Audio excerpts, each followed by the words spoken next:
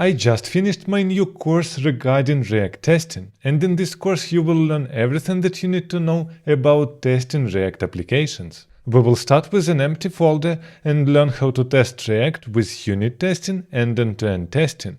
You will learn how to test components, context, custom hooks, use effects, API calls, and even Redux reducers and components. We will use vtest and React testing library together as our testing tools for unit tests and Cypress for end-to-end testing. In this course you won't find any dry documentation, but only tasks for the real projects. Additionally, we will have a real project that we will fully cover with unit and end-to-end testing, so you understand how to do it right. By the end of this course, you will be able to test React project of any complexity. Who am I? My name is Alexander Kochergin and I am a web developer with more than 13 years of experience, as well as a professional instructor with various courses regarding different web technologies.